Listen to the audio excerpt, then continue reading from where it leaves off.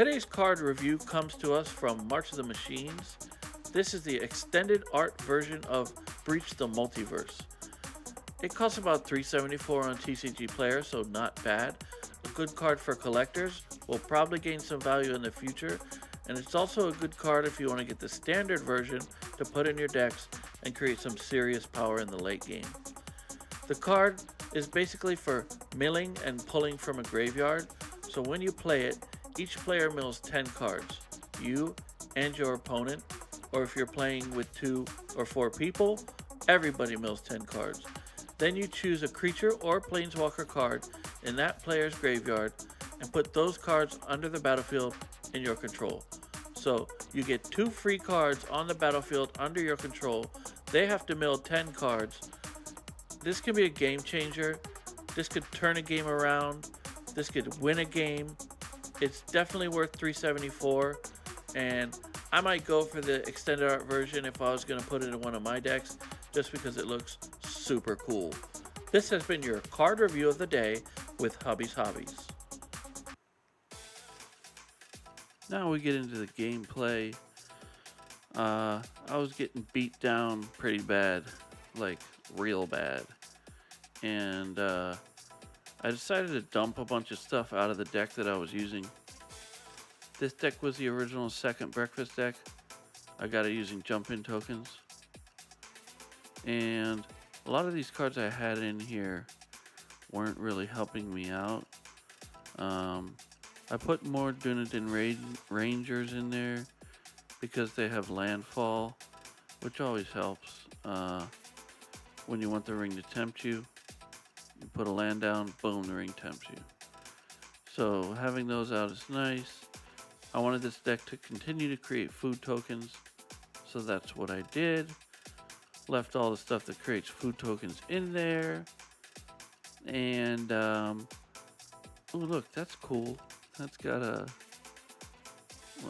that card had, oh god. Why am I forgetting it? Whatever his name is, the ring, the precious, my precious. Evergreen company leader is good. Oh, sorry, Smeagol. Yeah, Smeagol, that's the one. I ran out of extra cards, wild cards to build this deck. That's okay, because this is what I do. I'll start with a prefab deck normally, or something with just a certain color theme, or I'll choose a concept to build around, and then from there, what I'll do is kind of make sure it has a good mana curve, like I'm doing right now. A lot of my cards fit in at 3 mana, mana, potato, call it what you want. As long as it works, it's all good. You cannot pass. That's a good card if you're playing against a legendary deck, so I just put it in there because I wanted to murder. There's a key moment coming up really soon where I drop a card that I had in here that was absolutely killing me, and I would draw it every single time I played. I don't know if you've noticed, but when you play MTG Arena, there are cards that just keep popping up. Even if you have like 2 of them in your deck, they'll just keep showing up. I don't know why, just luck of the draw, I guess, but I'm pretty sure the algorithms are as smooth as they can be to make, you know, the draws be as realistic as possible. They're not going to spend that much money developing a game and have the algorithms suck.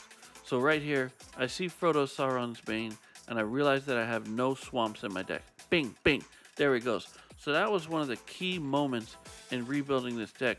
Now I got 5 more spots to put good stuff in. So I decided to put bigger creatures in.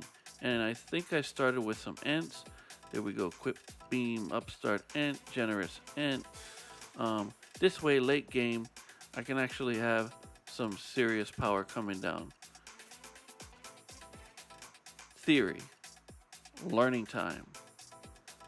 When I build a deck, it always has a central theme. The theme of this deck is gain life, survive the early game, and pound on the late game. Come down on the late game and overwhelm your opponent so that they just quit before the game is even over. Personally, I don't like quitting. I'd rather take major overkill damage than just quit. But, you know, everybody has their own thing. Everybody has their own way of playing. Some people just want to, you know, get experience or move along with the game, or they've been having a bad night, so they will concede the minute they know the game is over. However, with Magic, the game is never over until it's over. Somebody could make a mistake. You could draw a killer card, wipe the board. You know, I've had some crazy comebacks, literally, where I thought I was toast, and in the end of the game, I came back down and just swung over the top, bing, bing, swash, wham, boom, and the guy was dust. So it can happen. Right here, I have 4 enraged Hurons and 1 spot left. I think I put 1 last enraged Huron in the deck. Or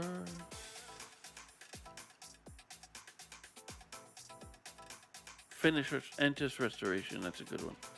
Yeah, because you can get some more land, stuff like that. Now we got to dump 1. Eagles of the North. Don't need those.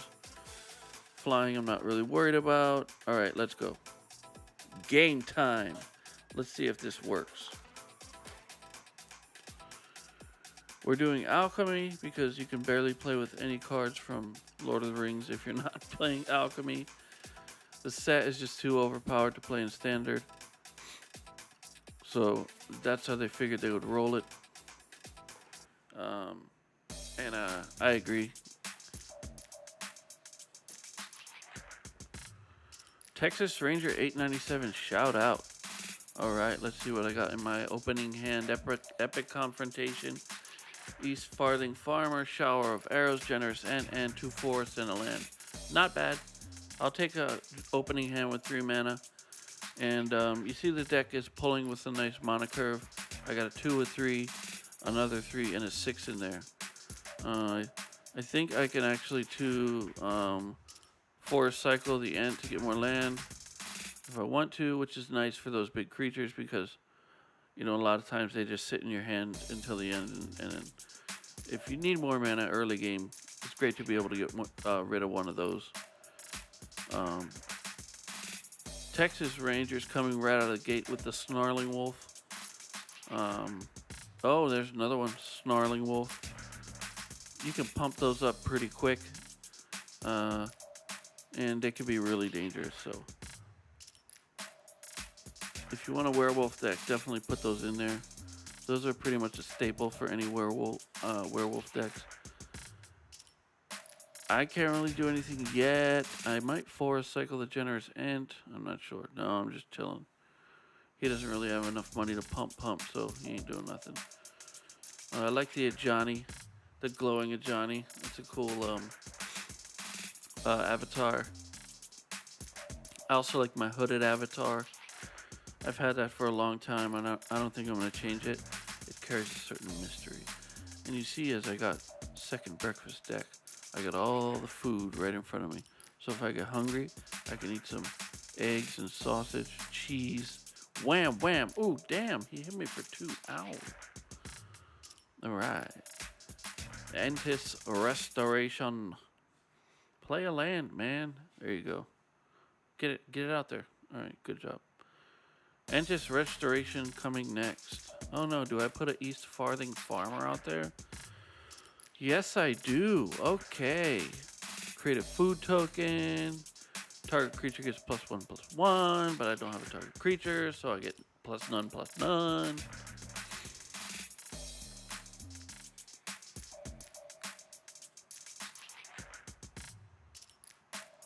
I'm waiting to pop that Epic Confrontation out there. But right now, I'm mana burn 0. Choose blockers. I'm just going to sacrifice him. And I'll eat my food token later. Now I got a lot of stuff I can do. Dune Rangers probably come out, become the ring bearer. Get landfall. Bingo!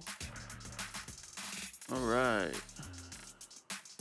He saw the 4/4 and he's like, oh no. I've only got bebe creatures. What am I gonna do?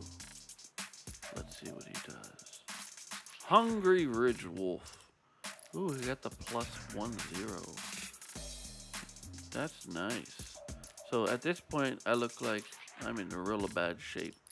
I could lose the game again. Ooh, Fog in the Barrel Downs. Bong, bong, bong, bong. Who should I put it on? What would you do in this situation? Tell me in the comments. You can play a lot of different cards.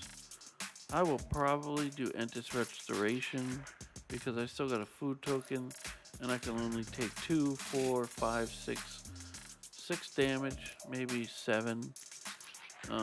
Get back 3 of that, get 4. I put 3 basic land cards. Oh, what an idiot. I only put 2. Haha, that's funny. Ah, I became the ring bearer. Okay.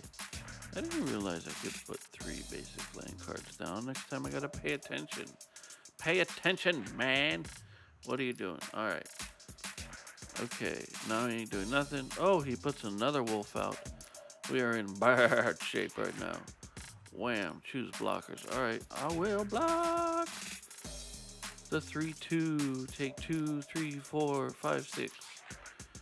If I was this person, I would not have tapped any mana and put any more creatures out. I would have pumped those snarling wolves. That's how they work. That's your engine right there. But, you know, people do what they want, so that's how that goes. Got another land here, and now I can really start to go to work. So, what I'm going to do now is probably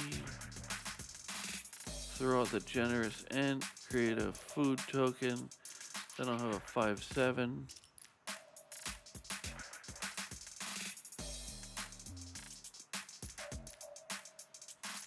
No, I don't. I fight.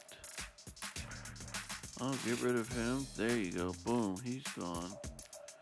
Alright, cool. Then I got 2 more. I think I might use Shower of Arrows here. No, I use Fog in the Barrel down. And I enchant his biggest creature. Boom. So the whole game has flipped now.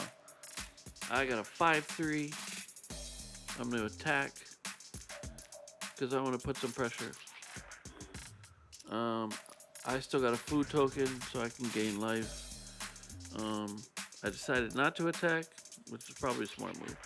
Alright, here we go.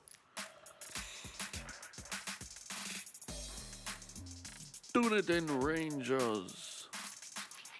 Dunedin. Or is it Dundane? Could be Dundane.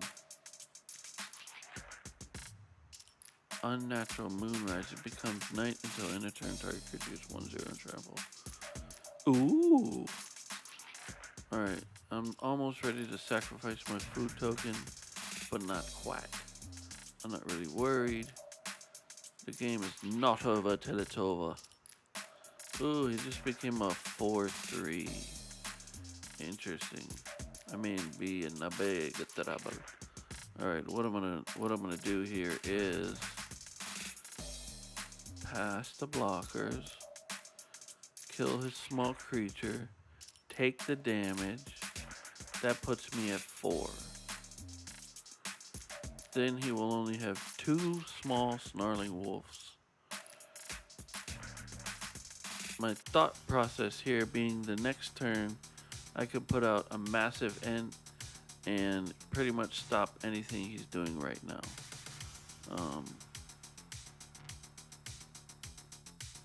And that's what I'm gonna do. My turn. Stew the convoys. Oh wow, that could give me another food token. That's interesting. Dinner's end's coming out. I need some blockage. Well, not in my actual life, but on the game. Nobody wants blockage in real life. That's not fun. Now I got 2 food tokens. So I can go back to 10 life. Um,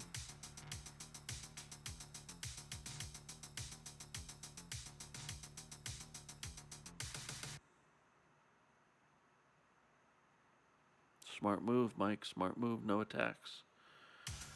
Alright. Now our opponent is in a bind. Unless he could murder or get rid of some of my creatures, he's gonna have a hard time getting through. Did you see that card that just got played? Sacrifice it and you can destroy target artifact or enchantments. That's why I don't like putting artifact creatures and enchantments in my decks. Because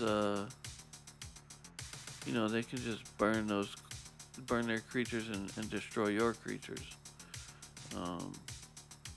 Yeah, I don't really know what the concept was with coming down.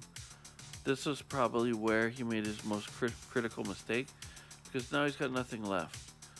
He could flashback that card from his graveyard, but I am in a really good position right now. I got 3 food tokens. I can eat them, gain my life back. He has no creatures out that can protect. So in one turn, I can basically flip the whole game over. Gain 9 life and attack for 9, which is pretty fun. So that's what I do, knowing that he doesn't have any haste creatures in this deck, which he really should have. Goblins and wolves work great together because you can pump the wolves, the goblins come out, they create early game pressure. You got day becoming night, night becoming day. Really confuse your opponent. This deck he's running is an old deck, and that is a nice card that he just played. But it's an enchantment creature. No, it's not.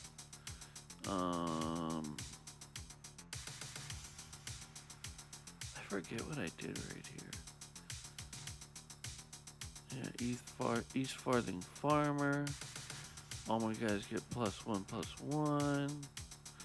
No, the Ent gets +1/+1. Okay, cool. Pump up the Ent. Pump up the Ent. Pump up the Ent. Pump up the Ent. Do do do do do do do do do do. Do do do do do do do do do. Why didn't I eat any food?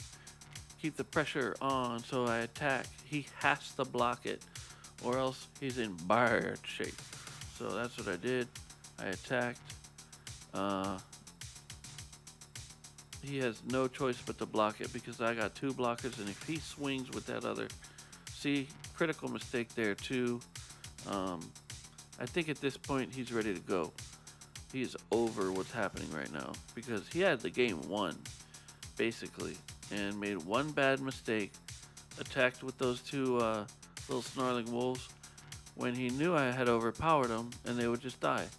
I think he got excited, had too many creatures out, and sometimes, you know, mid-game you'll get really excited and it's like, oh wow, I can actually beat this guy real quick, so I'll swing with everybody, and then, oh no, wait a minute, oops.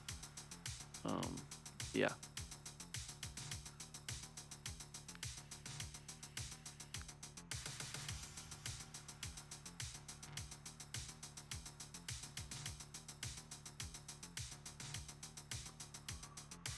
Yeah, this was the critical mistake right here, because I could just block too. I'll just block, and then next time you're dead. So that was also kind of a silly move. I realized I could just block both his creatures and then kill him on the next turn, because he's fully tapped. He could have won the game probably if he stopped swinging. I think at this point he was over it. And this is when he is gone. Bye-bye. That was a good game. Texas Ranger, excellent game. I loved Walker Texas Ranger when I was younger. So shout out to the Texas Rangers, and shout out to you, Texas Ranger. Thanks all for watching. This was a killer game. Like, subscribe, check out the channel. I got a lot more videos and a lot more coming. Have a great night, everybody, and thanks for watching.